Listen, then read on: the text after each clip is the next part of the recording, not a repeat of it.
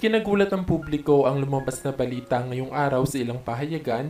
Ito nga ay matapos umanong ipaalam ni Christine Hermosa sa publiko ang umano'y naging relasyon nila ni Vic Soto bago pa daw ito matali kay Pauline Luna.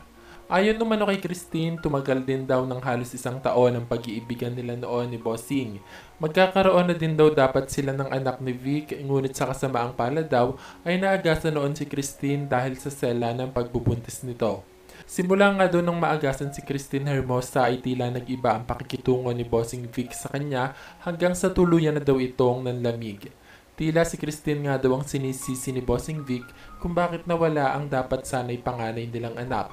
Masakit daw para kay Christine ang kinahinatnan ng pagsasama nila noon ni Bossing Vic, ngunit masaya na din daw siya dahil nakilala niya ang mapagmahal na anak ni Bossing Vic na si Oyo Boy Soto. Masaya din naman daw siya dahil nahanap na ni Vic Soto ang babaeng magpapasaya sa kanya, ito nga ay si Pauline Luna. Samantala nang makarating naman umano sa asawa ni Vic Soto na si Pauline Luna ang nakaraang pag-iibigan ni na Bossing Vic at Christine, ay hindi nga daw nito napigilan ng maiyak dahil sa awa nito sa sinapit ni Christine Hermosa. Ayon pa kay Pauline, wala umano siyang karapatan na magalit kay Christine dahil alam daw niya na nagmahal lang ito at nirerespeto niya ang nakaraan ni na Bossing Vic at Christine Hermosa.